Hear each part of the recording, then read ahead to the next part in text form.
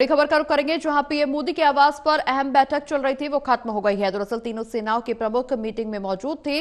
CDS Anil Chauhan भी बैठक में शामिल हुए थे। इसके अलावा रक्षा मंत्री राजनाथ सिंह की बैठक में मौजूदगी देखने को मिली। NSA Ajit Doval PM house से अब बाहर निकल आए हैं। दरअसल बड़ी बैठक चल रही थी, जहां तीनों सेना के प्रमुख सीडीएस अनिल चौहान, रक्षा मंत्री राजनाथ सिंह की मौजूदगी में पीएम आवास पर बैठक चल रही थी। हाल ही में जो तनावपूर्ण स्थिति एक बार फिर से बनी है भारत और पाकिस्तान के बीच में, उसके बाद लगातार रणनीतिक बैठकों का दौर जारी है। पीएम आवास पर बड़ी बैठक चल रही थी, जिसमें तीनों सेना के प्रमुखों की मौजूदगी थी।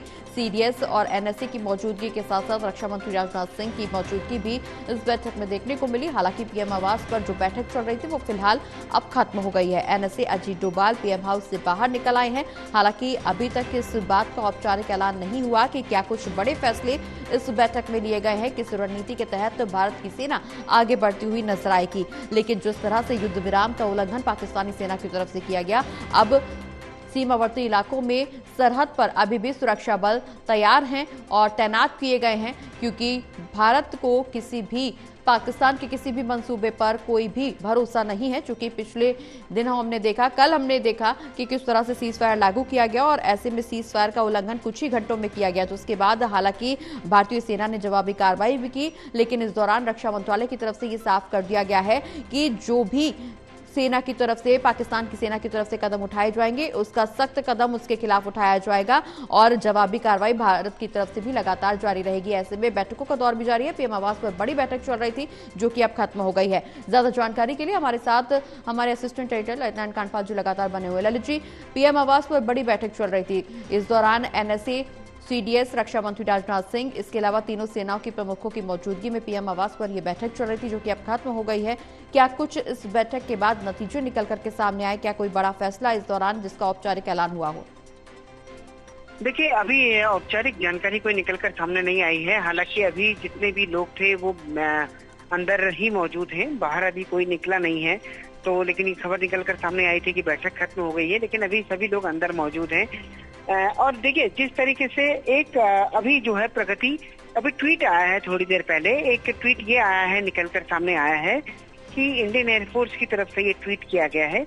और मैं इस ट्वीट का जो है टेक्स्ट आपको पढ़कर सुनाना चाहता हूँ कि काफी अहम ये ट्वीट जो है इंडियन एयरफोर्स की तरफ से आया है, जिसमें उन्होंने लिखा है कि भारतीय वायुसेना का जो ऑपरेशन है वो लगातार जारी है।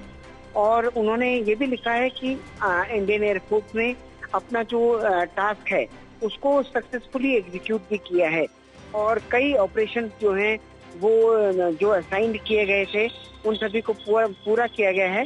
और वो आखिरी में लिखते हैं कि since the operation are still ongoing, a detailed briefing will be conducted in due course. IAF urges all to refrain from the speculation and dissemination unverified information.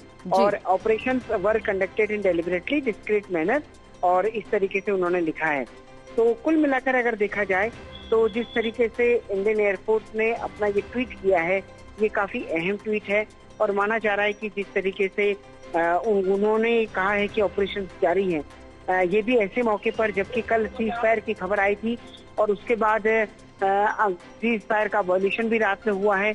और अब जब मीटिंग चल रही है उस वक्त ये ट्वीट का आना अपने आप में काफी अहम है और इसके जरिए जो मैसेज कन्वे किया जा रहा है उसको हम सभी लोग समझ सकते हैं। जी बिल्कुल ललित जी, हालांकि सेना की तरफ से यह भी साफ किया गया है कि आने वाले समय में इसको लेकर के जानकारी दी जाएगी। हालांकि रक्षा मंत्रालय की तरफ से प्रेस कॉन्फ्रेंस को लेकर के सुबह इस जानकारी सामने आई थी कि ये प्रेस कॉन्फ्रेंस होगी, लेकिन अब अभी तक कोई प्रेस कॉन्फ्रेंस का ऐलान नहीं किया गया है। लेकिन आने वाले समय में ऑपरेशन सिंदूर को लेकर के जानकारी साझा की जाएगी। ये सेना की तरफ से, वायुसेना की तरफ से जो ट्वीट किया गया है, इससे कई चीजों को लेकर के अंदेशा जताया जा रहा है कि निश्चित रूप से अब वायुसेना के साथ साथ तीनों सेना के प्रमुखों के साथ जो बैठक चल रही थी उसमें आगे की रणनीति को लेकर के निश्चित रूप से पीएम मोदी ने कोई बड़ा फैसला जरूर लिया होगा। क्योंकि जिस तरह से सीज फायर का ऐलान किया गया, सीज फायर के बाद दोनों देशों के बीच में, डीजीएमओ के बीच में बातचीत होनी थी, लेकिन सीज फायर का उल्लंघन किया गया।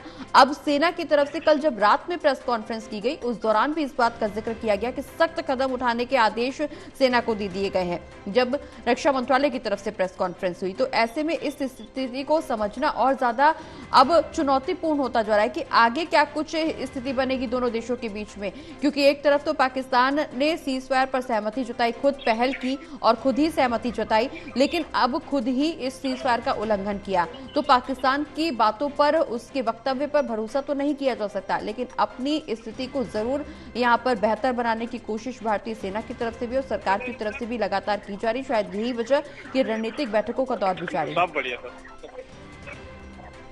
जी बिल्कुल, देखिए जिस तरीके से कल सीज फायर का वॉयलेशन हुआ और सीज फायर के वॉयलेशन के बाद जिस तरीके की परिस्थितियां पैदा हुई, इस पूरी परिस्थितियों के बीच में लगातार भारतीय सेना का ऑपरेशन कल रात भी जारी रहा। हमने देखा जब जब पाकिस्तान की तरफ से हमला किया गया तब भारत की सेना ने उसका जवाब दिया और उसके बाद आज ये जो बैठक हो रही है, ये माना जा रहा है कि इस सारे घटनाक्रम पर जो है एक तरह से रिव्यू लिया जा रहा है कि आखिरकार क्या क्या चीजें हुई हैं।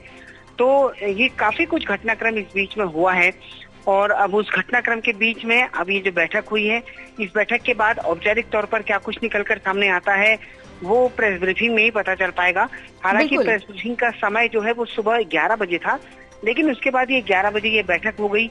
तो अब ये माना जा रहा है कि इस बैठक के पूरे कंप्लीट होने के बाद जो है इस बैठक के कंप्लीट होने के बाद प्रेस ब्रीफ का समय आ सकता है और जब प्रेस ब्रीफ का समय आएगा तो उसके बाद ये पता चल पाएगा कि आखिरकार क्या कुछ चीजें निकलकर सामने आई हैं और किस तरीके से जो है इस पूरे मामले में अहम बातचीत हुई है सभी लोगों के बीच में। और जो प्रेस का एक तरह से इंफॉर्मेशन निकलकर सामने आएगी वही माना जाएगा कि इस पूरी बैठक का लब्बो लुबाब हुई है और भारत का स्टैंड क्या होता है वो उसी प्रेस कॉन्फ्रेंस में प्रगति हमको देखने को मिलेगा। बिल्कुल, निश्चित रूप से भारतीय सेना का, भारत सरकार का अगला स्टैंड क्या होने वाला है, जब प्रेस ब्रीफिंग होगी तब स्पष्ट हो पाएगा। लेकिन इस बीच ललित जी, समझने वाली बात ये भी है कि पाकिस्तान की तरफ से लगातार सरहद पर सैनिकों को बढ़ाया जा रहा है, सैनिकों की सीमा को बढ़ाया जा रहा है, उनकी काउंटिंग को बढ़ाया जा रहा है, उनकी संख्या को में इजाफा किया जा रहा है, लगातार सैनिक भेजे जा रहे हैं पाकिस्तान की तरफ से सरहद पर। ऐसे में भारत की तरफ से भी ये स्पष्ट कर दिया गया है कि सरहद पर सुरक्षा बल अलर्ट मोड पर है, फिलहाल